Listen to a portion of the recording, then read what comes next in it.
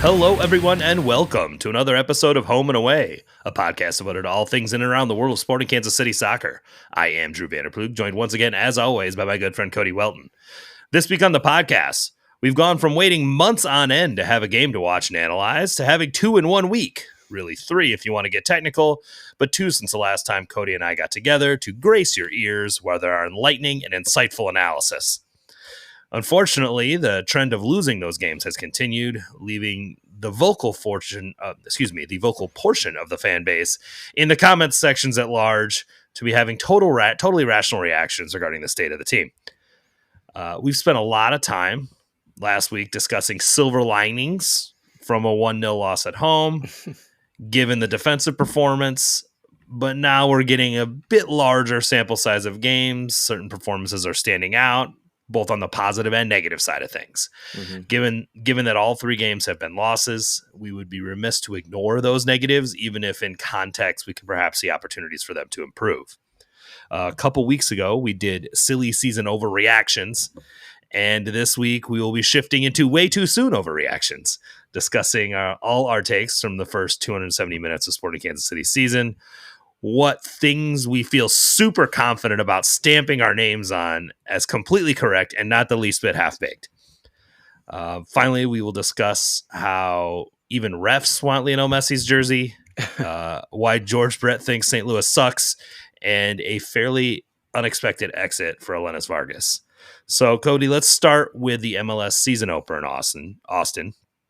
There were a lot of similarities to the Miami game a few days prior. The starting lineup was almost exactly the same. I think Logan and Denbay at left back and William Agata, at center forward. It just doesn't roll off the tongue, right? William Agata just sounds better. I'm sorry. It does. Well, I'm trying to follow his dad's request, which is the first time we refer to him, we call him William, and then we can say Willie after that. So right. First time it's William. And so those two were in the lineup over Leibold and Joveljic, but the tactics seem fairly similar. Try to force Austin, who is now led by Nico Estevez, Greg Berhalter disciple, to try to break down their condensed mid-block. That is something Berhalter systems have struggled with in the past. So I suppose when they actually organized in that mid-block shape, it was successful, but unlike against Miami, there are a lot more circumstances of their lines getting stretched, certain individuals losing their positional responsibility. Those were things I don't remember seeing as much against Miami, but it was somewhat prevalent against Austin. And Austin was having a lot of joy exposing those spaces and getting the ball quickly into their attacking zones. A lot of this was up the right side of Sporting's defense via Osman Bukhari, who was finding significant pockets of space behind Nemanja Raudia. So I know you had mentioned to me just, some of your frustration with how easily Sporting's midfield seemed to be bypassed during this game. Continually. Yeah. The one thing that really popped out to me was Raudia's continued inability to be an effective pressing 8, which I think led to a lot of this space. What did you see there? Yeah, I would agree with that. I guess my analysis wasn't quite sophisticated enough to recognize that he was the problem, but that definitely makes sense, and it makes sense also in the context of at the beginning of the game against Inter Miami last night on Tuesday night, the pressing looked a lot better, like it looked like a different team pressing, and he was not starting, so that kind of makes sense. I think he had another very anonymous game, and I don't think that he's, the position he's playing and the salary that he's making warrant that. And this is not a new thing from him, and I just really struggle to see how he contributes positively on the field moving forward. Yeah, I mean, certainly not as a right-sided 8 with Jake Davis as a fullback next to him. There was just a lot of disorganization between those two guys in this, which they didn't have as much of in the game against Miami. But again, Miami held the ball in Sporting's defensive half for almost the entire first half. So their Mhm. lines were super compressed, and there wasn't a whole lot of space for him to get out of position. Against Austin, there was more substantive possession in Austin's defensive half, which meant their lines would split up a little bit. And we just saw, like I said, the main thing that I saw was a guy who has been a defensive midfielder his whole life playing as a box to box midfielder in a 4-3-3 and just looking a little bit lost as Mhm. to what his role is. And again, he's not a player with a lot of explosive speed. So trigger pressing the Austin's build out with a player like that means that he's generally late to the pressure, which means by the time he gets there, the opponent has already seen the pass behind him. Then Jake Davis has to pinch in and cover that area and try to win it. And the next thing you know, Osman Bukhari is down the wing by himself. And it happened many times in the first half. I actually rewatched this game because I didn't get to analyze it in depth. We had the home and away watch party, and I really appreciate everyone for that joined, and we had a really good time. It was very well received at River Bluff Brewing, and so I think that is something we may be able to do again. But regardless, because I'm interacting with a lot of the listeners of the podcast and we're just sort of Mhm. watching the game, I didn't get a whole lot of time to analyze it in the moment, and so I had to go rewatch it. And that was the thing that I noticed, was just a guy that is ill-suited and at his age probably too much of an old dog to learn that new trick. And I don't understand. I mean, at some level I understand it from a fitness and availability perspective, but it just didn't work. Yeah.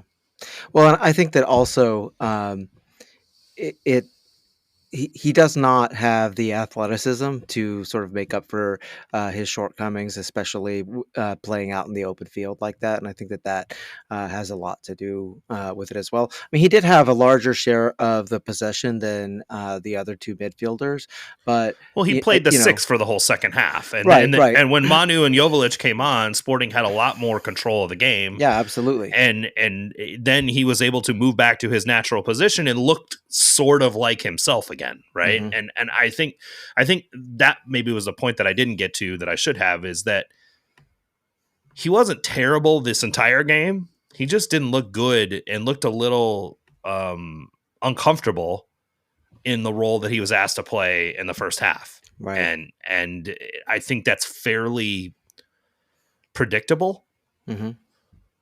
given what we know about him as a player and the role he was asked to play.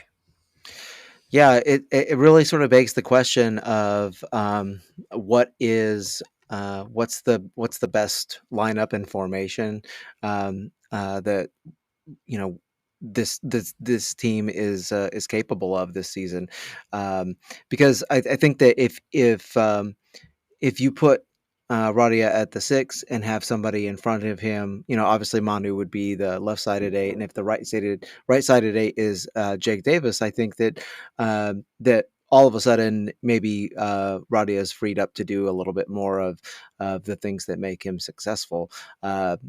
It's just unclear to me. How often we're going to see that as fans, and how much of a priority that is, because it's been such a kind of a weird herky-jerky start to the season. And there are lots of players who are not here, not ready to play, not at full fitness, not at full 90 fitness, not some of them are injured. It's just been a weird start to the season, when in past years we've seen that, like, such, like, consistency to a detriment, right? Like the same players, the same formation, all that stuff. And so, it's a little, there's a lot of dominoes that are falling elsewhere in the lineup, that are having these sort of knock-on effects, and it leads to, a lot of, maybe square pegs and round holes, maybe players having because that's what I would consider Radia as the eight. I mean, that's a square peg in a round hole for sure. Putting too much on players, which is, I think, what we saw on last night with Zoran Basong playing so many minutes. Um, you're just like the status or the state of the roster right now is just not something that lends itself to making any sort of, like, consistent predictions. Yeah. Even though we're going to try to do them when we get to the way too soon overreactions or way too I got early them. I got them all overreactions. lined up. Oh, Let's I go. know. I know you do. We've texted about a few of them. But I think that your point is still valid. That said, they're getting healthy right now. They're already knocked out of the only extra tournament they have. For the most part, they're going to be playing on a week's rest. Yep. I'm not sure it makes much difference at this point if they're able to rotate effectively or not, right? Yeah. I mean, outside of injuries, it won't. I don't know. They'll probably be able to roll through this season with 26 on the roster, and it's fine, right? Because they don't have any other. They have 33 games left. That's it. Yeah. Yep.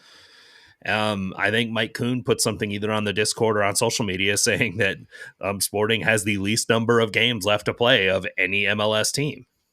And there are benefits to that, obviously, from a squad management perspective.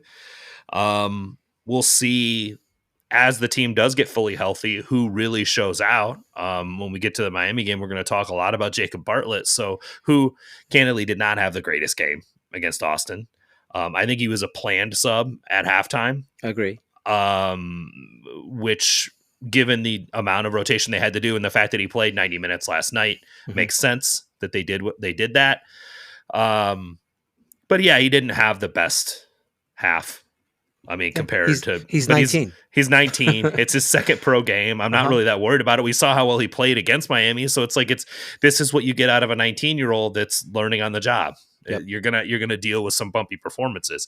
His game against Austin was significantly better than Jake Davis or Robbie Volader's was last night. So, oh my gosh. I mean, you can't there was some mistakes in the game against Austin, but it wasn't like high leverage, really shit the bed type of situations. And so I think that I'm very happy that Vermees rested him so that he could play him 90 against Miami and do what he did in that game, which was really, really important.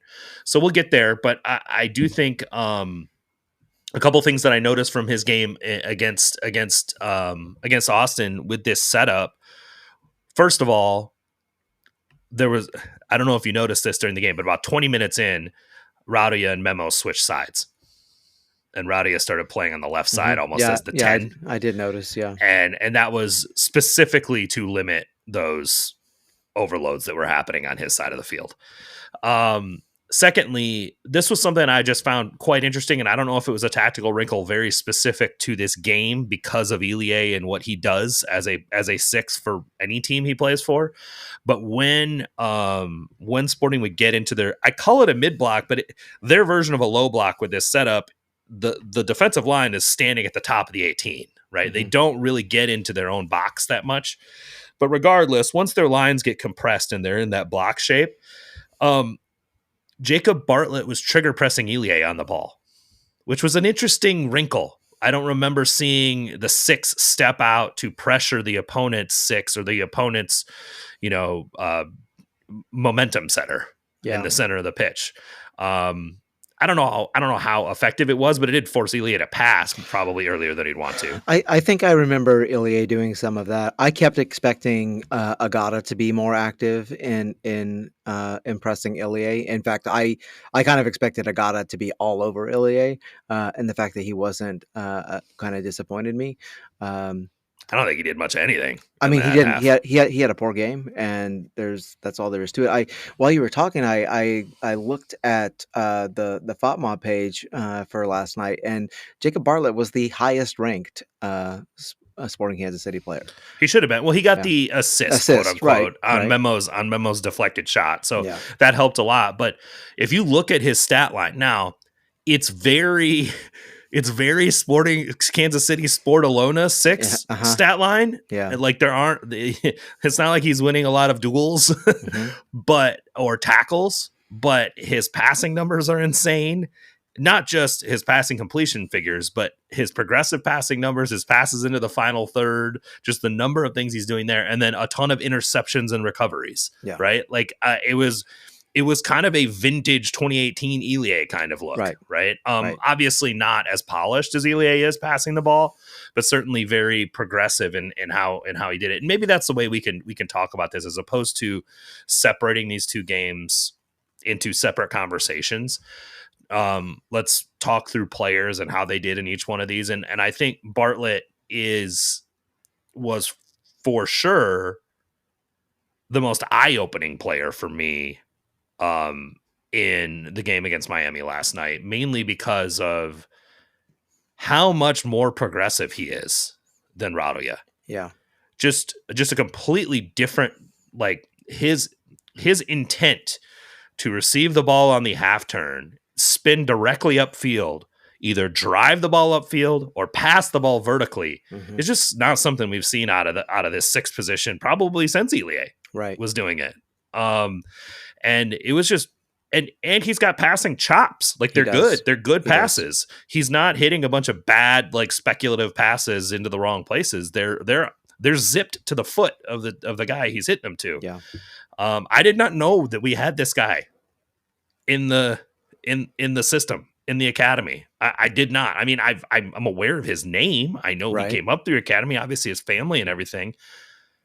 I was not aware that he had this skill set. Yeah. I wonder what happened. Like, I wonder, because we all know that, like, the development of young players is not necessarily linear.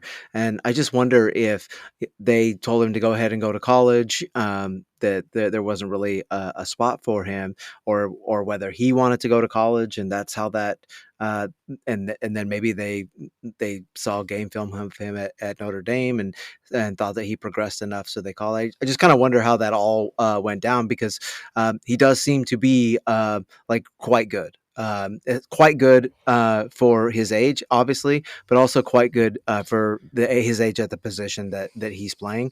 And it's not often, like, if you look around the league, it's not often you see 19-year-old number sixes who can come in and do that job. And so I think that like, honestly, it is the brightest silver lining of the 3 games so far is his emergence, and it makes me, like, frankly, just like, it's the most exciting thing about the season, and it makes me really excited to watch him in person.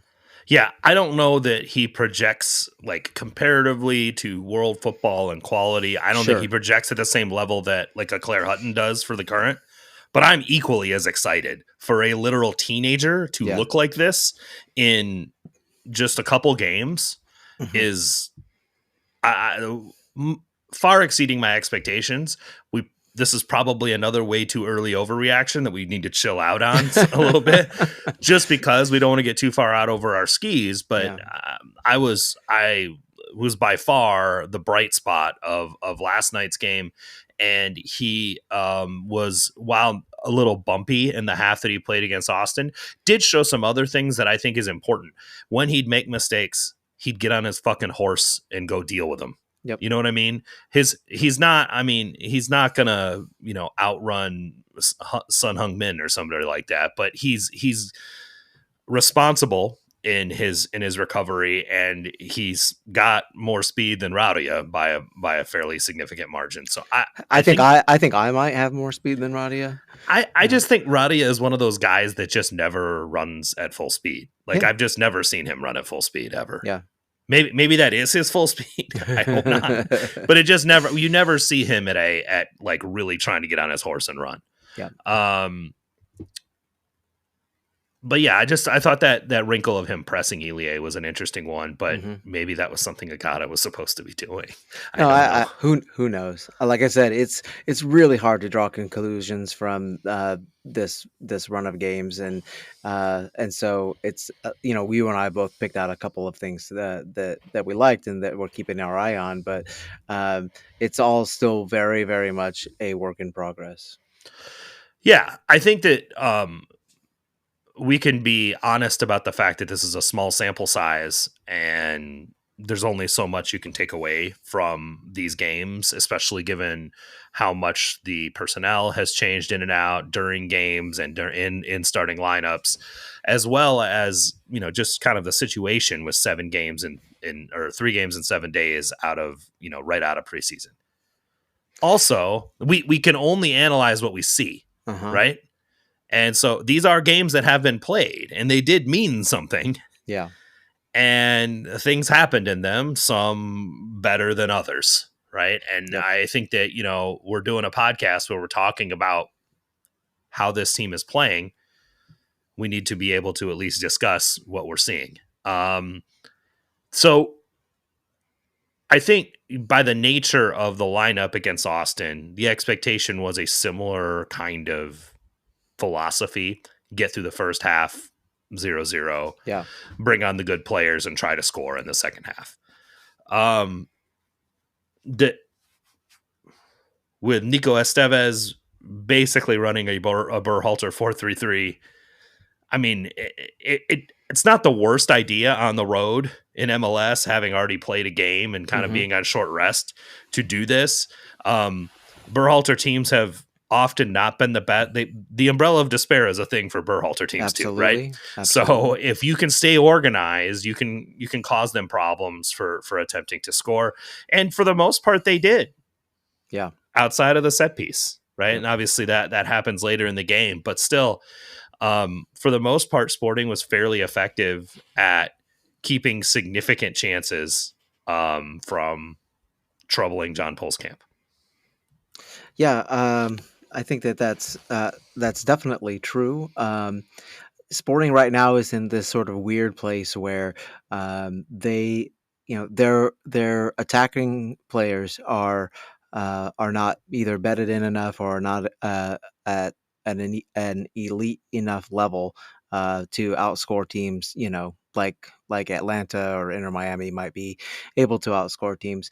And on the same time, I mean, their defense is not good, not good enough to be left unsupported against teams as well. And so, giving up a goal, right, is like the worst thing that that can happen to this team, because that forces them out of their shell, and they're not good at defending in transition. And once you sort of release the fullbacks into the attack, they are still way too easily broken down.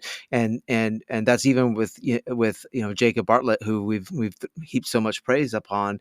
He is not really done a great job at stopping that either. I think he's positionally a little bit more disciplined, so that's helpful, and something to build upon. But man, if they're not like locked in that excuse me, in that 4-5-1 type setup, and they just don't have enough good defenders to make it happen. And what really bothers me, Drew, is and I have noticed this in all 3 games, is I think defensively they're not terrible defensively in the middle third of the field, but when they are in their defensive third, they are a super passive team.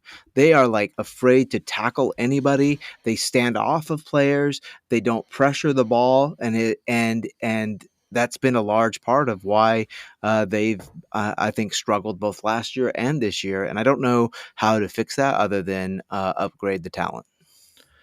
Well, at some level, you got to be a little bit careful making tackles inside your own box. Sure, right? sure, Like, I absolutely. mean, those are plays that inherently have risk. Certainly slide tackling, but you and I are also not large proponents of slide tackles in general. But they do like that is probably the biggest issue I have with this team in general. There's no dogs on it. Yeah. I mean, we talked about this last year. Right. That's a holdover from last year too. Yeah. I mean, Jake kind of is, but I mean, other than that, there's really nobody that's going to go into a cage and win a fight. Right. Yeah. And there's nobody. I mean, there's a range to this, right? You don't want to be Toto Aviles and doing boneheaded shit and getting red carded off of games, right? Like there's a balance to it, but most of the turnover events that they create defensively are interceptions. Yeah.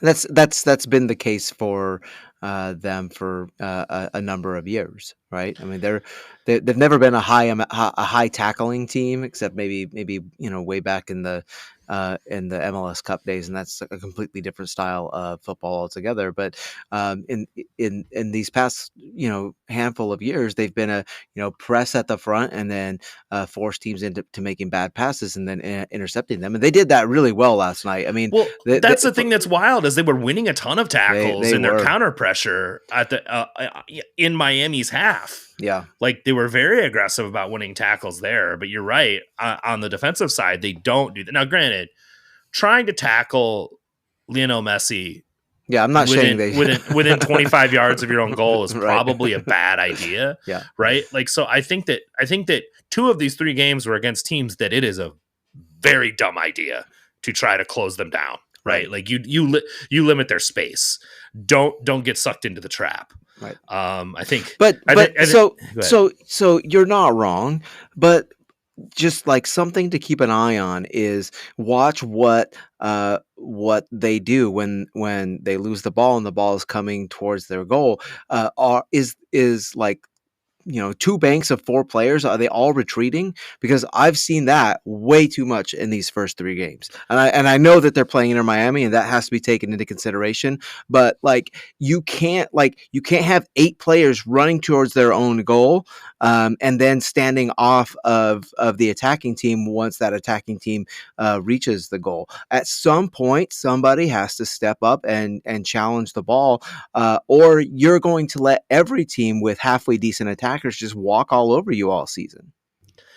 I mean, I hear what you're saying, but I also will say that when they were organized outside, so against Austin, outside of the flub set piece, they gave up like 0.6 XG in the whole fucking game. Yeah. Yep. So it's so funny. But it's so funny. And since you were, I don't know on your rewatch if you listened to the announcers, but the one of the announcers commented that they thought that it was going to be a high scoring game, and that they had predicted it was going to be a high scoring game. And I'm like, whoa! Like have you ever watched this style of football? Neither one of these teams are going to put a lot of points on the board, and so and that's kind of what was borne out. I mean, it was a very, very cagey match in that respect. Yeah. So I'm not trying to give anybody a pass here, but I do understand where your concerns come from, but also it was mostly effective. I think here's the thing. If we're going to try and win games 1-0 this season, it's going to be a long ass season. Well, I texted you that. I think this team's going to be boring as hell to watch. Yep. I am concerned about that. Yep. But then they put in the game they did last night, so maybe not. I don't know. Well, I mean, but the second half of that game was, or the last 5 minutes of the first half and then the second half were a joke. But the first part, in the beginning, like 20 minutes of the game, they looked great. But not just that, but they were entertaining, right? Yeah. It wasn't boring soccer. And right. even in the second half where they're down 3 goals and it's sort of the game state made it such that not a whole lot mattered. It wasn't like they were just setting back and playing boring soccer. No, there's no point at that time. Right. So like I do wonder if some of this was game state and rotation related, because Right. I had this question in my mind, and I'll ask it to you now because I think we're kind of going all over the place, and that's okay. Like that's my fault. I'm going rogue. It's okay. I had this question in my mind when thinking about how the team played last night versus how they played against Austin, and which is were what we saw against Miami and what we saw in the first half against Austin, were those tactical instructions that led to that type of play, or was it simply the personnel grouping they had was such that it was just gonna be that way, right? Mm-hmm. Because when Manu and Joveljic came on at halftime for Sporting, they were all of a sudden much more active and much more active pressing. Like Manu is just a natural counter presser. The dude's going to go after the ball if he sees it. When we saw the lineup for Miami, and now Shapi is starting, you've got Joveljic, you've got Manu, you've got Bartlett, you've got you've got Basong, who hasn't played much at all. So while I don't think his quality was that great in that game, his activity was extremely high. Yeah. And so you see all of that, and you see that very active counter pressure and just active, like, driving towards goal. And say what you want about Basong, he's not like, if he's playing a couple thousand minutes for you, there's a problem with your team, but he's going to try to turn the ball over and try to go downhill with it. Right. Yeah, and absolutely. So was that a consequence of the personnel or the tactics? I tend to think it's more the personnel. And so my takeaway from this is that when the best 11 that this team has is available, we're unlikely to see this very defensive posture. I certainly hope so, because it sucks. And our defense is just not good enough to maintain that defensive posture. Well, but there's our defense part of this. Our defensive players are not good enough to invite attacks. But they were, they were. I mean, honestly, they were. Outside of just absolutely shitting the bed on a couple goals. Right. But look, that's exactly what we saw last year too. It's the same shit every fucking time, and the reason is because those players are not good enough, and they're not good enough to play a full 90 minutes without making a big mistake. And how many times do we have to see that over and over again before we realize, hey, it's just like, it doesn't work with it. They're not good enough as a group. They're not good enough individually, and so we have to, as a coach, you have to manage your game plan around that some way. And I don't know whether that's possessing the ball and trying to keep the other team from having the ball and playing defense that way. Whether it's I don't know what it is. Well, if you can keep winning the ball with your counter pressure and the opponent's half all day, then you're and they were getting to the point where they were wearing Miami out. Like, they didn't want, and half of Miami's players are like 40 years old. So right, yeah. Well, and if you're that active, you can create problems for them where they're just like, "Fuck this! I'm going to wait until something good happens and then pounce on it," which is what they did. But your point is really where my concern lies. They are not good enough defensively to have zero support defensively. So if you've got your lines that high, and if you've brought Jake Davis up and overlapped him a ton, and you have Tim Leibold tucked in narrow so that you can supposedly cut off space to Messi, the wide channels are wide fucking open for through balls, man. Yep. And this team cannot defend that. No, they don't have the center backs that are capable of cutting this out. Now, I will say this: I thought Joaquin Fernandez was pretty good against Austin, and in several circumstances, like getting on his horse and snuffing out some counterattacks with his speed and his positioning, and really driving the ball away from the goal, which I thought was good. Against Miami, Messi only needs half a yard of space, and Luis Suarez knows what channel to run into. Yep. So all Messi's got to do is hit it into that spot. We saw that's what happened on the first goal, right? The counter pressure, all this stuff was working, and they just didn't get it in one spot. Messi had a half yard of space, pings a freaking diagonal off into the channel. Suarez gets on it, flips it back over the top, and Messi does Messi things. Yep. Goal, right? So, but that is also playing against two of the best players of all time, executing an extremely low probability chance that most other teams will not accomplish. So I think that I have two minds about it. As a team, that's happening, and you are depending upon Jake Davis to be better in his positioning and to be better at closing down Suarez, and he wasn't. And so like that's the other part. Well, they had Jake move so high up the field, though, that it was a difficult thing. I mean, granted, Luis Suarez is not what I would call fleet of foot. I think he has like one knee, maybe half of a knee left. Oh, that's what he acts like. He does. He acts like he can't walk, and then all of a sudden he's like trying to do bicycle kicks. But Davis had a bad game, and we're going to get to that here in a second. But part of the problem is, if you're going to be this aggressive trying to maintain possession via counter pressure, you can't lose it. Yeah.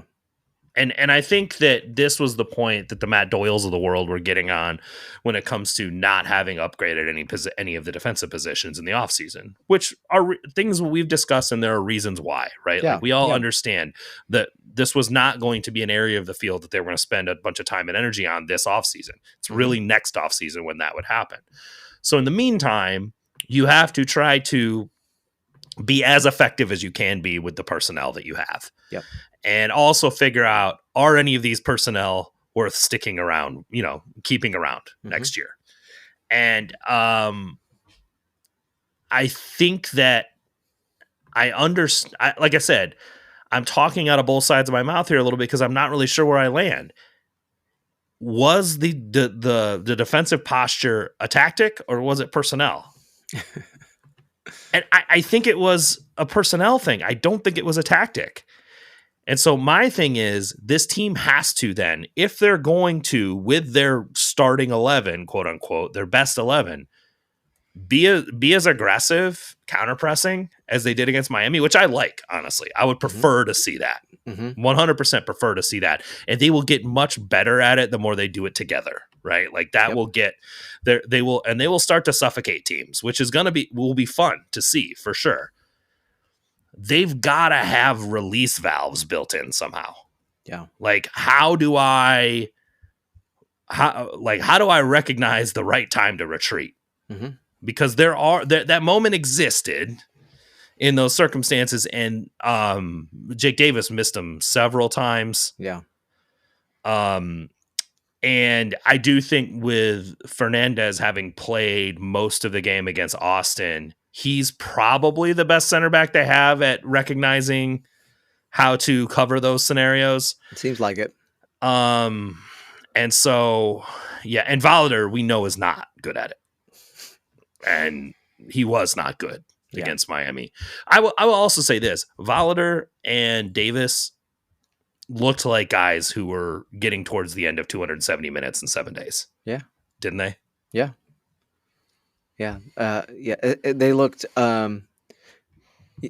it's not just the physical fatigue, it's also the mental fatigue. And you could, I think, see that with both of those guys. They lacked the edge that they needed. Right. And it's so rare to see that from Jake, see him be that disconnected from what's going on. I think someone had mentioned it in the Discord when we saw the lineup. It's like, I hope that those guys are good. I was like, if anyone on the team is good enough to do it, the 23-year-olds, they got a full preseason, would be. Yeah. But even they struggled. And like, I don't know what you expect coming straight out of preseason and having to play 3 matches in a row in 7 days. Like it's hard. It's hard. Including travel to 2 of them. So I can get, I can understand the difficulty that they were having, and it's probably somewhat predictable that those would be the 2 guys that struggled the most against Miami, because they did. Let's talk about Willie Agata for just a moment. We got to see a lot more of the things that sort of frustrate fans about Willie Agata. He's in places that seem dangerous, but does not actually execute on delivering danger. Or he hits a post, or it's, you know what I mean? Like, it just, there's the whole play where Shallowy gets into space, hits the shot, the rebound, and doesn't even hit the frame. He hits the post a couple more times, both in the Austin game and in the Miami game. Yeah. I put it in the rundown. It's like he's the Greg Velasquez danger adjacent guy, right? He's the Kevin Cabral of center forwards. He is. Oh my God, that's the best way to describe it. I didn't even thought about that. Because like everything you see, you're like, this guy should be great, and not so much. Not so much. And then you throw in the fact that he wasn't really putting in much of a shift defensively, and it's kind of like, what's going on here? I mean, I'm sure he's not really happy that, they finally sell Polito and they bring in someone in front of him right away. But I mean, it's his job to prove that he should be on the field more. That's it. And if you're a good player, then you welcome that competition and you elevate your game. And that's we're still waiting for that.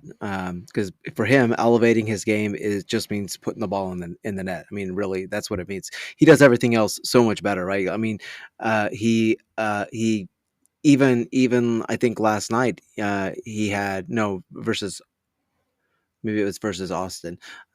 So many games in so few days, I can't even keep them all straight. Like he's getting touches in the box. He's getting touches that are dangerous. More touches in the box than Joveljic so far, but.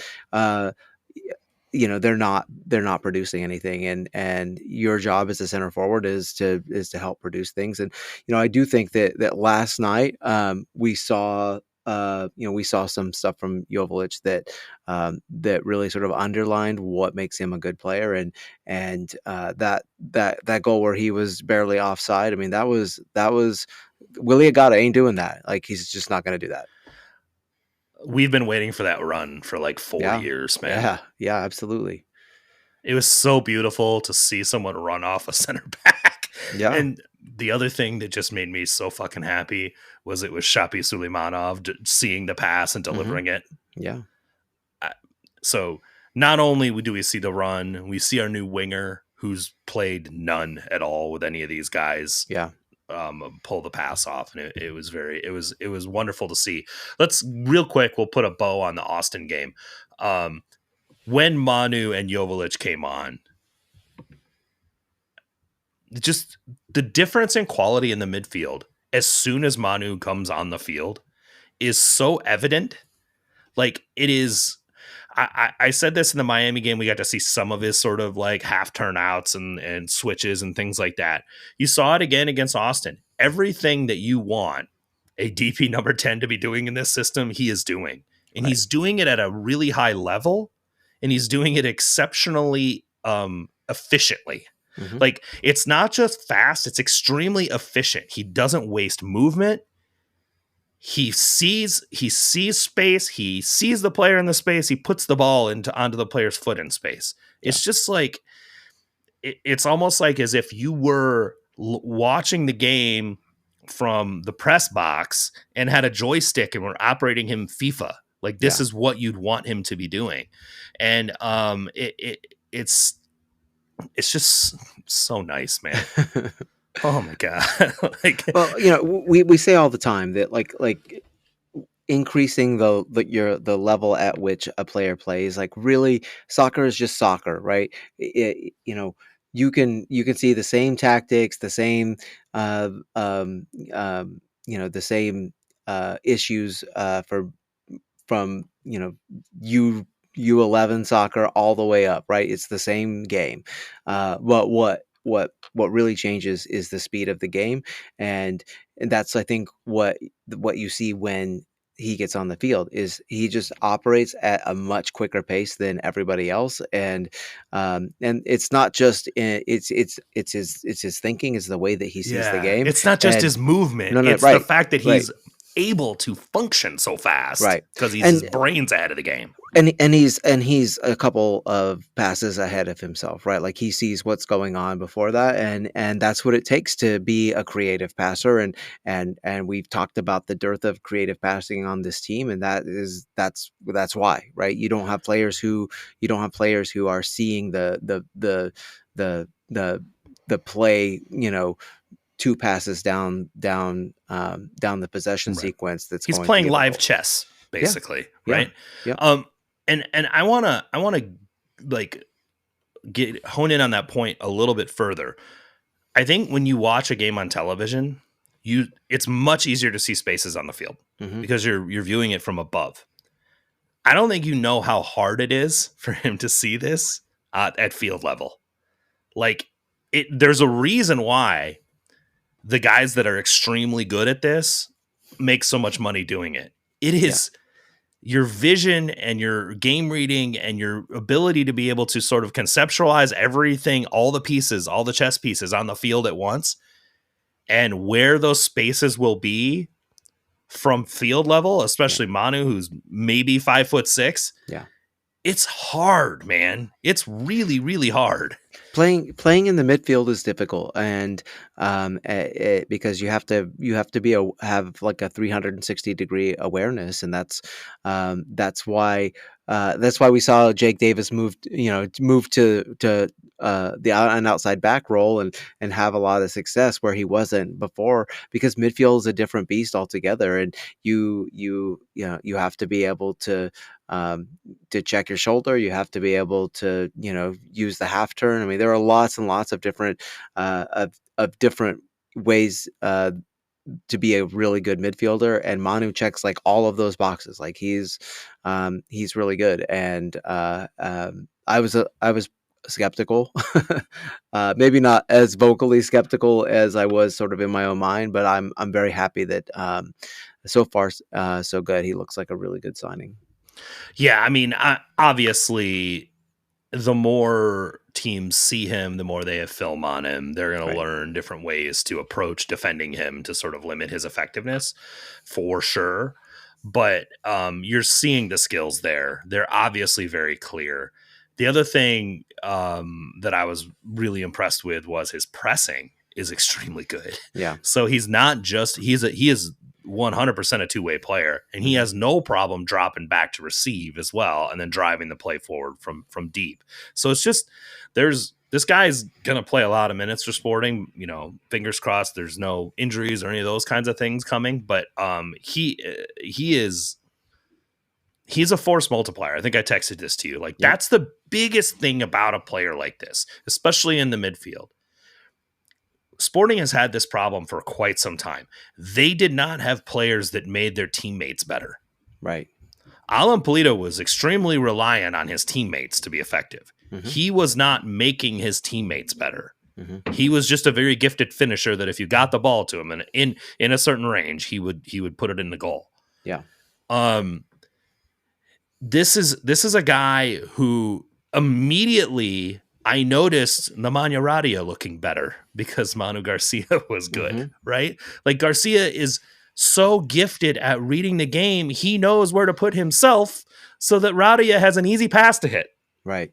And he covers a lot of ground, and I think that is, like, not only is he a willing presser, but he's one of those players that he has that ability to pop up in unexpected places, even within this sort of, more rigid positional play responsibility type of system. He has the ability um, um, to pop up in those places, but not let it be a detriment to the team defensively. And I mean, it's just he's an exciting player.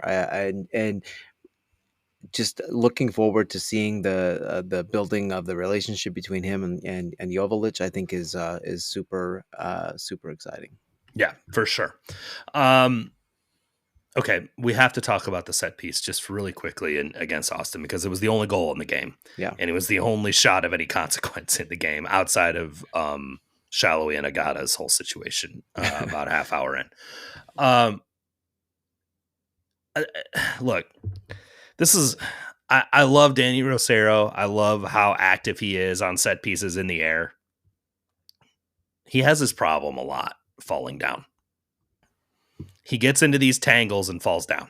Mm-hmm. He just seems to be a guy that like struggles with balance for some reason. Like, if you notice this, like, he's always stretching his leg out in weird areas. Like, he just, for a big dude, he just seems to be off kilter a lot. I don't know. Anyway, that's probably anecdotal, but still, Rosero gets undercut, hits the deck, and the ball goes all the way through. This is just shambolic set piece defending, Yeah, honestly. it is. And then, honestly, Jake, you got one job to do. Yeah. Stay on the fucking post. Yep. Like, that's his only job there. He's on the post. He comes 2 yards off it to the middle, and I'm like, no, no, no, no, no. That is the goalkeeper's area. Stay on the fucking post. Like, that is your job. And sure enough, the ball goes in between him and the post, and that's the game. Like, they don't come up with another like legitimate chance to win at that point. So that's it. Well, and I think that's one of those things where, and I might be oversimplifying it, but like realistically, if you can't trust your teammates, you take more on yourself and try and do too much. And I think that might be one of those things where he's just trying to go get the ball and clear it out of the box. And what he needs to do, you're right, is maintain his position and trust his teammates to do their job to clear that ball out of the box. And if they don't do that job, then that's on them. But if everybody on the team just focuses on their job, it's going to be a lot better for everybody. And I think that I don't know, maybe the weight of expectation was weighing on him a little heavily these first 3 games. Maybe he just had some rust moving back to right Maybe he's back. just not a fullback. I was just that was the next thing I was gonna say. Maybe he's just not a fullback, and yeah, He's had to. Like, Shelton's got this hamstring injury. Mm-hmm. They just signed Brody on Thursday. Like, I understand why he had to play Sure. right back in these games. Like, I get that, but I hope the plan is to pull him away from that role in Yeah, the me future, too. because he honestly, for as nice as it was to see him do that role in a sort of a yeoman's way Yeah. in 2023, he's not that great of a fullback. He's fine. He's fine. But I don't know that it's like it. I don't know that he's adding that much to the team by playing that position. No, he's not. Like, if your leading tackler is your right fullback, that's a problem. Like maybe for one game and he's shutting somebody down, okay, but like for the season, no, that's not what No. you want. Well, it's just it doesn't him tackling a bunch of guys on the wing doesn't do anything that's significantly positive to Sporting's prospects for winning games. Yeah. Like, that's my main concern. And so I'm hopeful that with Brody signing, and hopefully Shelton's situation is not super long term. It's a hamstring on a guy on the wrong side of 30. I don't really like that, but we'll see. But yeah, I mean, I you hit on a very important point, I think, when it comes to teammates, because we're about to talk about some more bad things that happened to Jake Davis and Robbie Volater. Jake makes, I mean, he got taken to school by Jordi Alba in this game. Yeah. Like, this was, he got worked in this one pretty significantly. On the second goal that Miami scores, not only does Jake absolutely get blitzed by Alba, and I can't tell if this is physical fitness issues because of all the minutes he's played or anything. It is at the end of the half after having played basically all of the last 2 games. He makes literally no effort to close Alba down. Yeah. It just lets him dribble along the freaking end line. It's just all around bad. Like, he gets caught and then makes no effort to try to close him down and make him release the ball earlier than he wants to. And Alba just dribbles into the 18 along the end line and picks out a pass. And yeah, it's not great by Volater. And Volater's got to do better there, for sure. As a teammate, you need to be picking up your other teammates as opposed to compounding issues, which he 100% compounds later on the third goal. But man, Jake, what the fuck are you doing, man?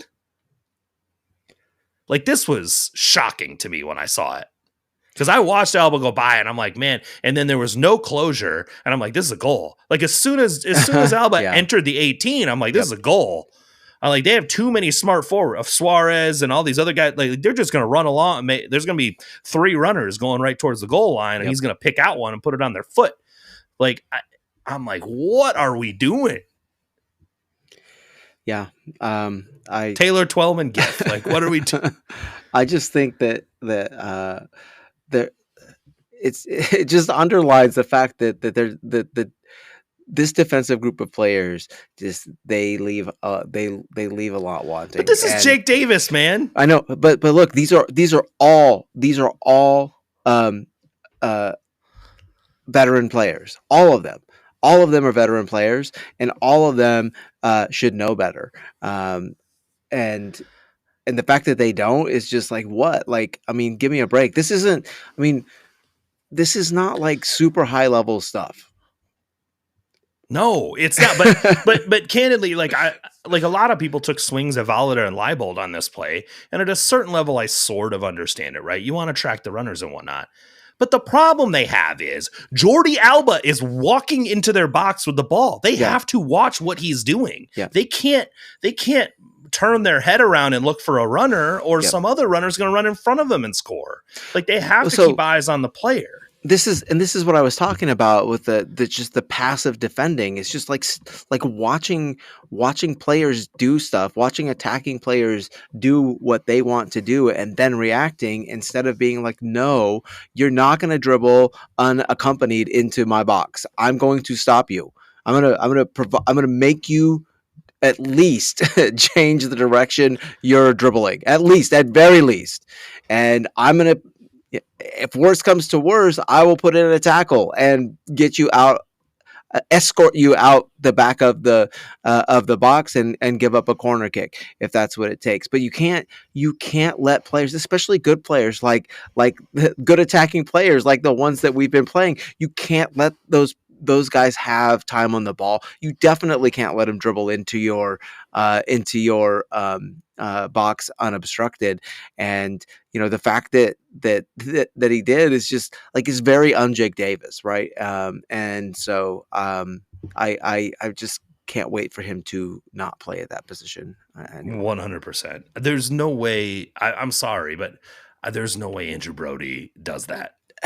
Right. You would hope not. And we're talking about a guy they signed for the supplemental, like for the senior roster minimum. Yeah. And he's going to be on the supplemental roster. And there's just no way like a regular fullback lets that happen. Just lets Jordi Alba just walk to into the 18 with the ball. Yep.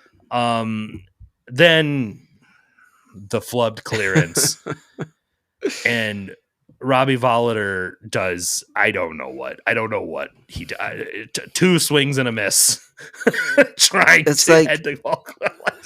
It's like I watched the replay of it because I really wanted to like see what the hell happened. Did Suarez do like a really cheeky thing with his body positioning? And Suarez is doing what he does. He's leaning his butt in so that he can sort of square off the ball. He's using his body, the way that he does. That's why he's good. But Volliter looks like he's never headed a ball in his life. Yeah. It's almost like he's overawed at the moment, right? Like he's like trying to hit the ball. He can't. He's like fumbling all over himself, and because he's going up against Luis Suarez. I don't know, but it's just not good. And when you have multiple defensive sequence that should be put to Benny Hill music, that's like a bad sign. Yeah, it is. And Vermees even said after the game, I think I don't have the exact quote in front of me, but it was along the lines of, there were 2 players. Right. There were 2 players that were at fault on those plays, and it has been addressed. Mm-hmm. And I don't think those guys are dumb enough to believe that they know they fucked up, right? Like if they don't know they fucked up, then oof, we got serious problems. They know they fucked up. I just don't know. Like, is this a fatigue problem? I hope it is, because Volliter had actually been pretty decent for a couple games. He was very good in the Volliter and Leibold both were very good in the Austin game. And Leibold wasn't. Leibold was in the Miami games. Okay, maybe. And Denbei played in the Austin game. Right. You're right. But I will say that it doesn't. It's a rough start for John Polskamp. I kind of feel for him. I don't think he's done a lot to make himself look good, but he made a couple nice saves in garbage time in the second half. The kick save he made on Messi was pretty good, right? It was really good. It was a really good save. But he is his defense is just hanging him out to dry again. Like, this is the same problem from last year. And right. if you look at the expected goals against, they're not bad, but if you look at the expected goals against once the shot's been taken, it's pretty bad because players are getting into good positions and they're not getting XGOT pressure. Yeah, the post shot XG or the XGOT for Bakari's goal in Austin was 0.98. Yeah, that's ridiculous. You can't do anything about that. What the fuck is Polskamp supposed to do on that goal? And the same thing with Messi's goal in the first game and the first goal of the game last night. I don't know what the fuck you're supposed to do. I mean, the first goal of the game last night, I thought his Pulscamp's positioning looked okay. I think that he was shielded from the ball. I don't think he Right. could see it until it came around. Was that Volliter? I don't And know. I think it And was Volliter, but even regardless, when Messi has that much time, right, like that's the thing about him. And I was texting a buddy about this. The guy is the best football player I've ever seen, ever. and he's the only person that I look at where a ball comes across to him and he chests it, and you just know he's going to lace it exactly where he wants to. Yeah, Right, like to chest it down and one time it like that and to know that it's going to go just inside the post with a shitload of pace it's in between unreal. a defender and the post, like the skill level required to do what he does. And we've seen players not of Messi's quality hit shots like this from time to time. Eric Tommy's goal against Miami last year is one of them. Mm-hmm. But they don't do it as consistently as he does. Like you see him get it in there, you're like, goal. Like this is a goal. And I don't know, like I don't know what he's supposed to do on those plays. And so you're right. Like I feel bad for Pulscamp because he's given up 5 goals already in 3 games. And I don't know that he's really deserved to, honestly. Like his defense is, like, to your point, and it kind of hung him out to dry and put him in bad positions. And we haven't really gotten a good look at whether or not he is going to help them win games yet, because he's not had to face any shots that aren't from either world-class players or a completely open goal mouth because his team fucked up the set piece. So Messi is 20 years older than Ian James, who had a cameo at the end of the game. I love that too, by the way. Did you see? So James, he had a couple headed clearances. He did fine. I mean, okay. I love that Vermees put him out there in that game. It gave him a cameo in the game. He's a big dude for 16. He really is. I was like, holy cow.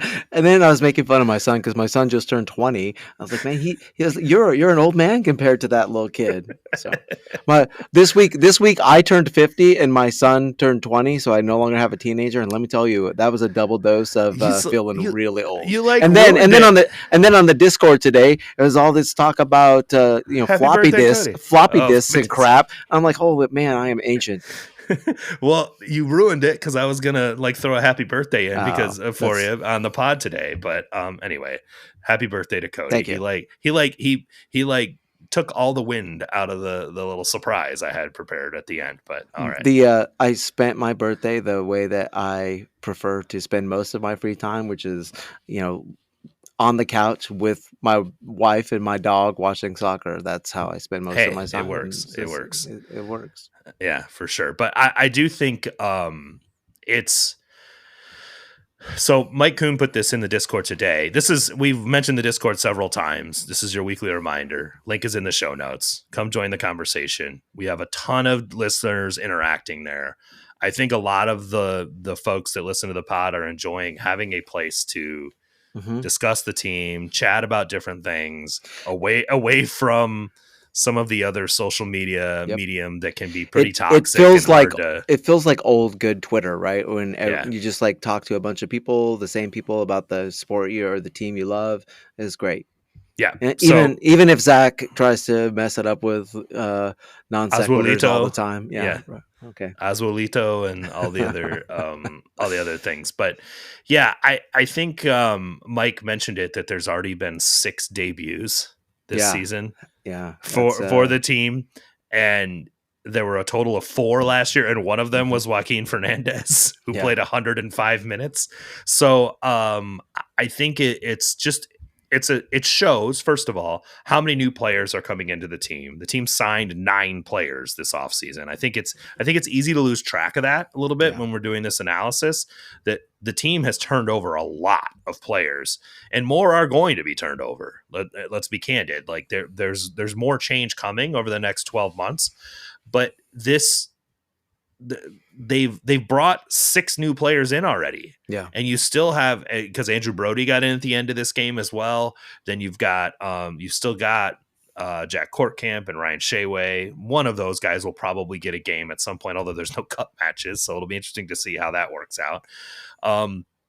Is your sense that they are done signing players? I don't really have a sense for that. I'm going to be completely straight. I don't have a sense for that.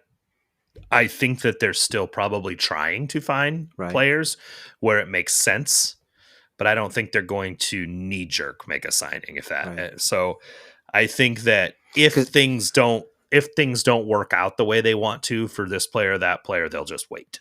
Right. The players they had to sign, Manu Garcia, right? They Hmm. had to get another winger. Yep. We haven't got to Shoppy yet. We're going to get here in just a second. They had to get another winger. Shoppy Suleimanov appears to be that guy. When they moved on from Polito, getting another marquee goal scorer was important. They did that with Joveljic. Those are like the needs. Like, we got to get this part right. The rest of the stuff are kind of fitting the pieces around them. And I think that they will be a little bit more thoughtful about that. They And don't so, have to rush and go sign. As much as I would like them to get another quality midfielder, I don't know that they have to rush and go do that, right? but they still have two U22 slots They open. do 2 U22 slots. So part of the roster compliance date release was that they have to announce which platform they're going to be using, at least for the first half of the season, and that is they're going to go the 2DP 4U22 route. I've been telling you guys they were going to do this for months. Sure. The only way that they weren't going to do that is if they somehow signed a third DP before the window, and that's not happening. So yes, they have 2 U22 slots. I don't think they're going to sign 2 U22s, but it wouldn't surprise me if they signed one. Yeah. And the nice thing about U22 players is they're probably easier to pry away from teams than, unless it's like some crazy player like, right. That Man City wants or somebody like that. But for the most part, the U22s they'd be looking at, they could probably get them away from teams outside of like the team they're trying to pry them away from is not necessarily as concerned with replacing them immediately. Right. So I think that they're at clubs where they just want the money. Right. Uh-huh. So they'll be happy to do it. So I think that that's possible, but I don't know if U22 central midfielder sounds right to me. Bogert had reported that Brian Oko was a target for them. We since heard that might have been a loan offer. So it might not even be a U22 signing. They've got flexibility. There's a fair amount of GAM out there. There's a fair amount of available slots with U22s and senior roster slots to be able to make some moves if they want to. But like, they're not just going to pay Minnesota's asking price for Hassani Dotson just because, right? And I don't think they should, to be completely honest. So let's talk Shoppy Suleimanov, because I kind of liked the stuff I saw from him, but again, it was hard. The Greek League again doesn't have a ton of stuff in Y-Scout this season. Most of it was cup matches. And his production has not been that fantastic in Greece. Now, granted, again, Greece is an extremely defensive league.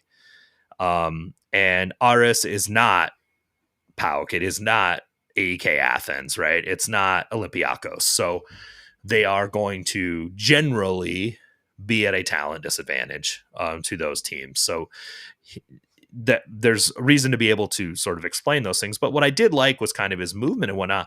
I got to be honest, I saw him in this game against Miami, and I was even surprised how effective he was. Yeah. How quickly he was effective. Yeah. It does help he's playing with a midfielder, Manu Garcia, who he has rapport with, and obviously is very familiar with, and those guys know each other, and Manu knows his runs and knows the kind of stuff. But man, this guy is an extremely active winger, like in a way we haven't seen from pretty much any winger on this team in quite a while.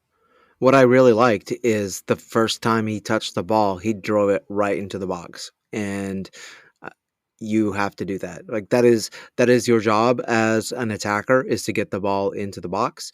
And he did it right off the bat. And when you do that, you put defenders on their heels. We've talked about that, how you can make a quasi transition moment just by being direct in that attack, and making defenders have to make choices, and sometimes you have bad defenders that make the wrong choice and you end up with a goal, but getting the ball into the box is key, and he did a great job of that. 100%. And it was something that I did see on the the Y Scout comps was how actively he would drive right at that top corner of the box and it's great against Miami. As much as Jordi Alba is technically a defender, he does not want to be defending 25-year-old wingers that are bulldozing their way in the box, right? Like that's not really what he's out there for anymore. And so I think that it was good to have an active player like that, and not just that, his counter pressing was extremely good. He's a freaking bulldog, man. Yeah. Like it's just we've talked about like having these really active, really sort of physical players who have that dog in them, so to speak, but also just like aggressive. Yeah. Like aggressive players. We've had a lot of passive players on this team for a while. We're going to talk about one of them here in a second. Like they're not driving at the goal. The biggest thing I noticed against Miami in the first half prior to the stoppage time debacle was they even said this on the broadcast. Well, these guys are stepping on each other in the 18. Fuck yes. Thank God. Yeah. Thank God. There's so many of them in the 18-yard box. They're tripping over each other. When's the last time that's been a problem for Sporting Kansas City? Never. Like Alan Polito would never be in there amongst all those guys. Neither would Dom Dwyer. Dom Dwyer had his own island. He was a singular purpose guy. Yeah, so like as those guys get better used to each other and better equipped to move the ball between each other in tight places, we're going to see that improve. And Joveljic had a really nice play. He had against Austin, he dribbled like 4 guys, and just the last one, he wasn't able to get the shot off. Yeah. Against Miami, he should have scored, right? Yep. I mean, it was an insane save. But there were several plays where you can see that we're really close to something fun here. And in the meantime, there's 5 attackers in the opponent's 18. Who knew? Who knew you were allowed to do that? I didn't. Not me. Like, I mean, you knew because you follow I watched Tottenham, but I had no idea. I was like, whoa. So yeah, it was nice to see, and Shoppy was a key part of that, and a key part of their effectiveness in their counter pressure and retaining possession in the opponent's half, in Miami's defensive half, was due to his effort and the amount of activity going on there. And again, Basong didn't have he's not a high quality player, but he did turn the ball over a lot. Yeah. And he got in the box too. Yeah, he did. He had no idea what to do with the ball when he was there, and he got there. he was in place, but that was not necessarily, he was not equipped. That whole back heel that he tried, that was I don't think he did. I think he sort of freaked out. It's like, I'm not supposed to have the ball here. Yeah, exactly. Where are the guys that are supposed to have the ball here? He's like, wait, I'm a left back. What the hell? Why am I standing 12 yards from goal with the ball? But yeah, it was really easy to imagine Jake Davis in that role, doing those type of things, but being better at all of them. And so I think that was the heartening thing. And Basong is he's not a starting level player, but he acquitted himself, I think, pretty well last night, all things considered. Yeah, I mean, I was not in the least bit upset with his performance at all. There are way more players who there are so many players who are more worthy of being disparaged than him. So let's get into those, because it's time for way too soon, way too early overreactions to Sporting Kansas City's first 3 games, all losses, by the way. So one could say that overreacting to these performances negatively is not really possible. They've aggregate lost these games 1-5. So anyway, and that one goal was yeah.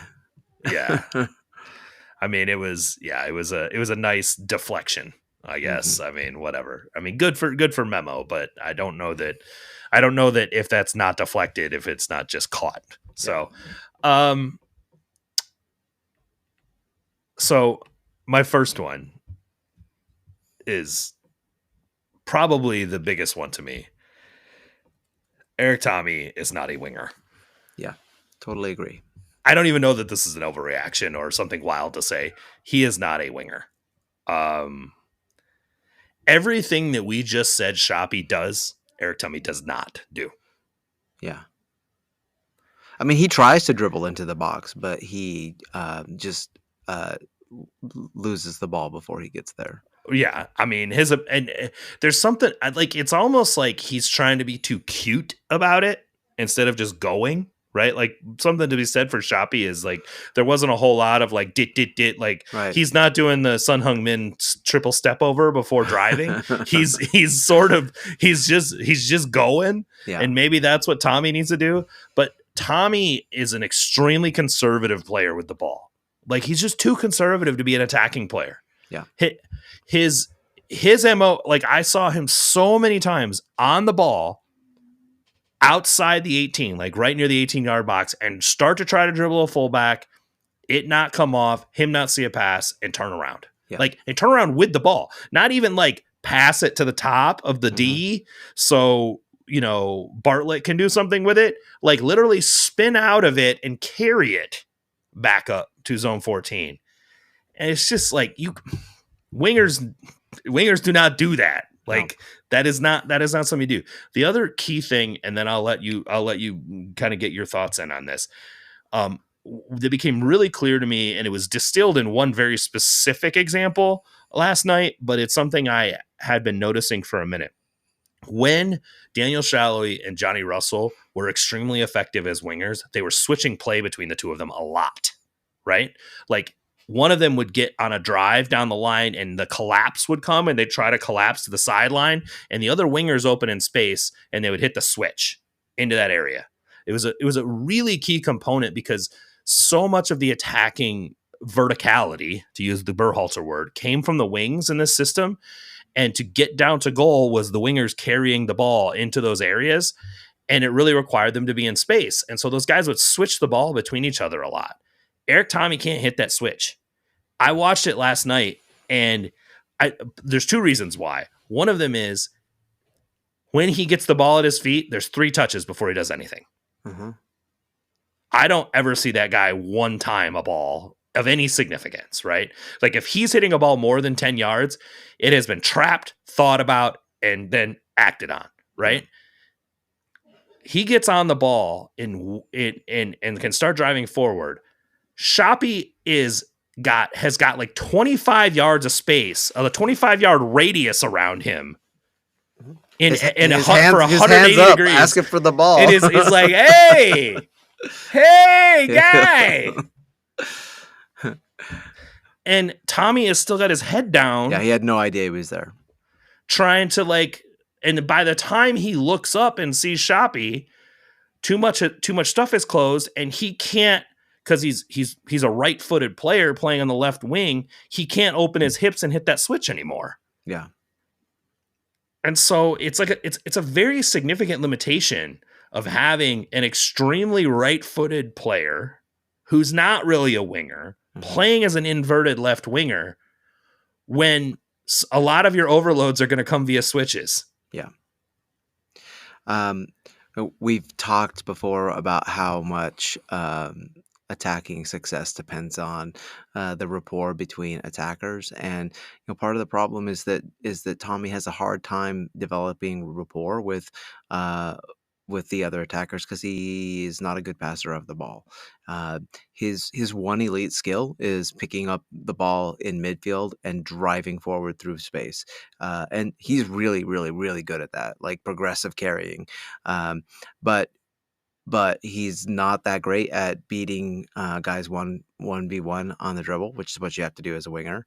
He's not good at finding other attackers with passes, which is what you have to do as either a winger or a number 10. And so, he is he's a very hardworking player. I was really, really impressed with the first behind the shield, and because I was kind of skeptical of him being captain, but like, he seems like a captain. Like I was really impressed by the things he said and the way that he spoke. But unfortunately, like I just like he's a player kind of without a position on this team the way it is right now, and I don't know I don't know what the solution for that is. And so it's like a problem that Peter Vermes is going to have to kind of solve. And um, the bad thing about it is you've kind of, we've talked about like the roster and lineup dominoes earlier. When you're like messing with too many things, right? So he's playing out of his position. He's not a true winger. He's playing out of his position, and in order to get him to do that, you had to push Daniel Shalhoub over to the right wing. That's not his natural position. That's not where he's found the most success in the past. And he's playing kind of like dick out there too. Right, and so it's like, okay, right, like I mean, this is a problem, and like I said, I mean, it's hard to envision a solution to this problem that doesn't involve Eric Tommy being on the bench. But that's kind of where can we Eric are. Tommy play as the right side at 8? I don't know. I mean, would he be? Well, let me put it this way: would he be worse than Nemanja Radia or Zoran Basong at it? He would not be worse than Radia. He might be worse defensively than Basong, and so that might be, something to consider.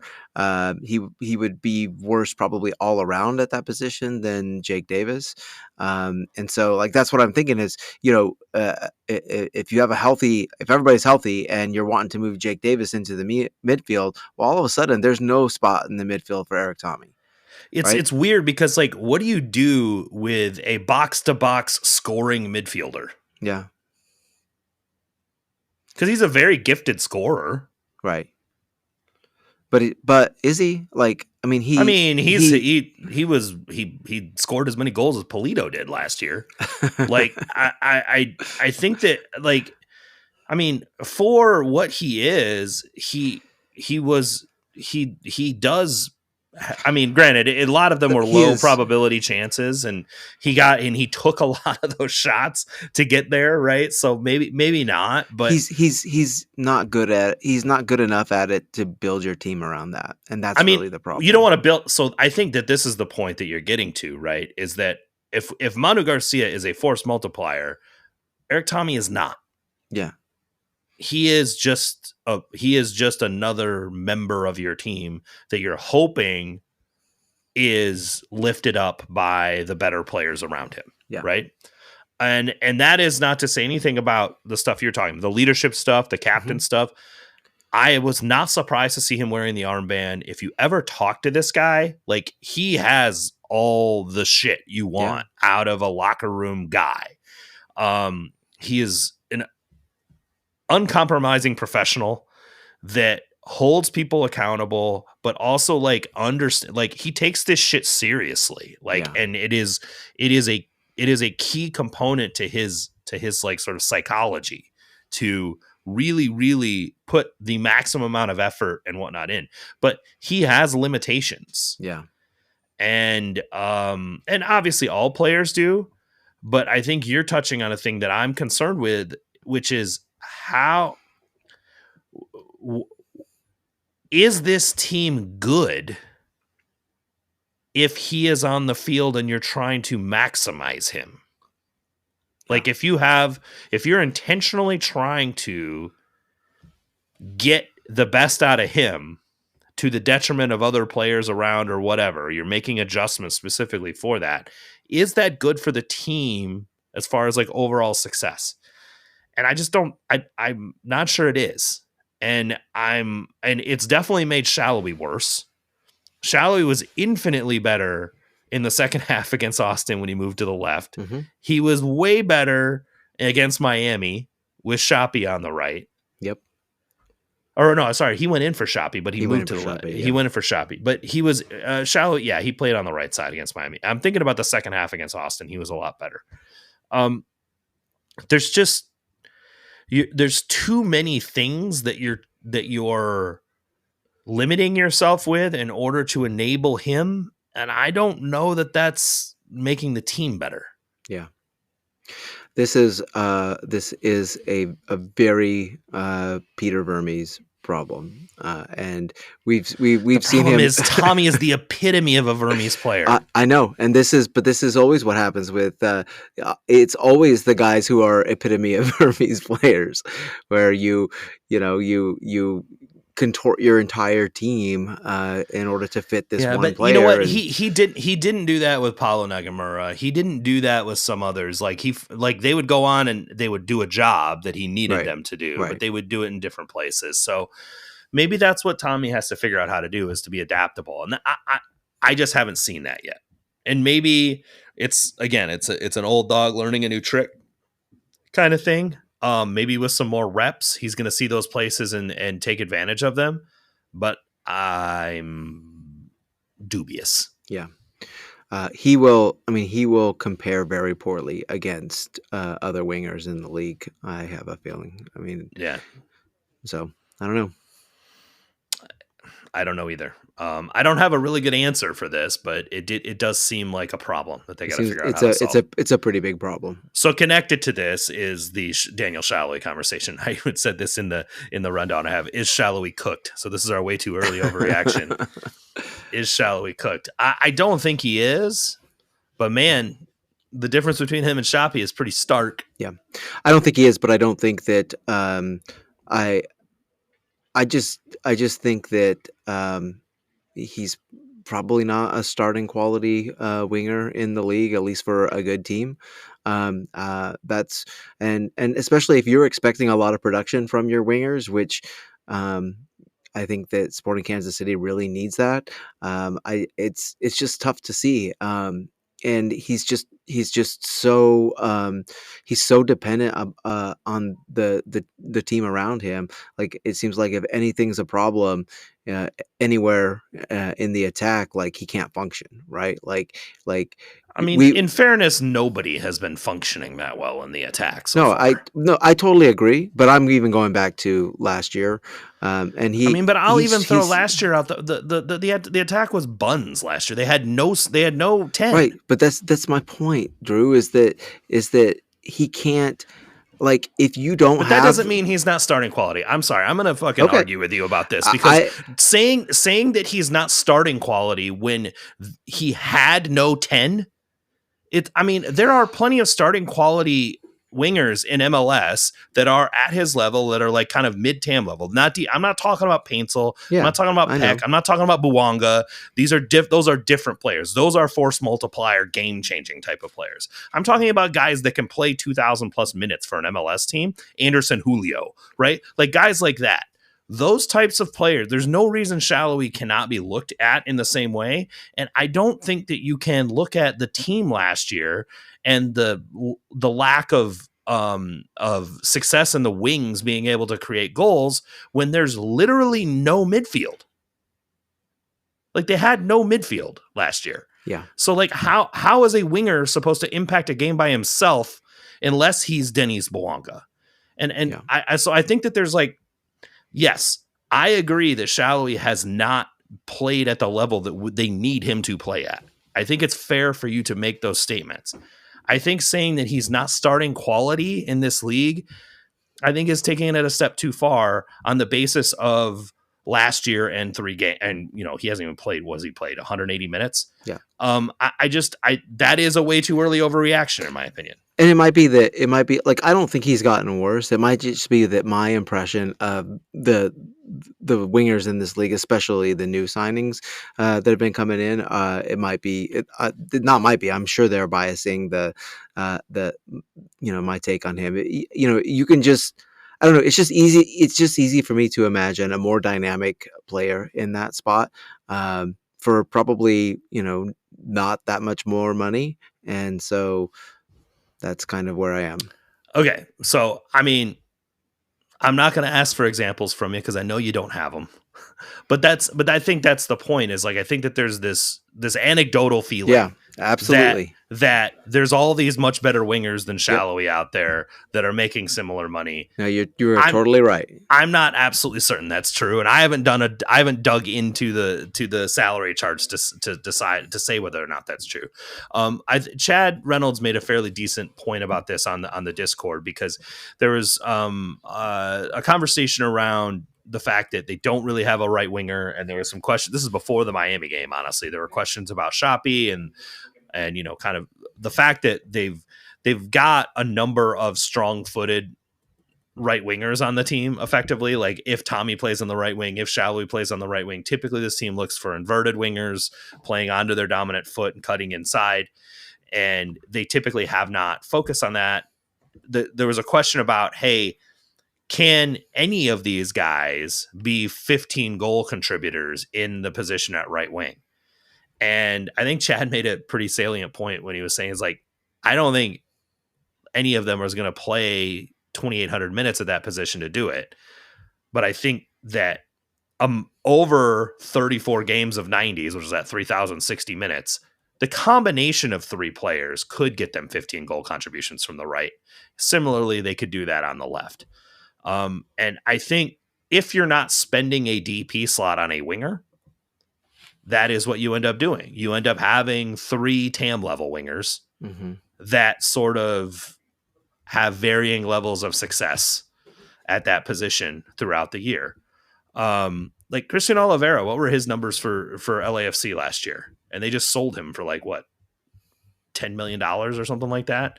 I mean, there are other players who don't impact the game that significantly from a goal scoring perspective on the wings, but are still effective players. The other thing that I really got kind of annoyed about with the Shallowy discourse this week was some people calling him lazy. That is not him at all. That's fucking horse shit. I'm sorry. I have a problem with that philosophy. That guy is probably one of the hardest working defensive forwards we've ever had. So I have a problem with that sort of mindset.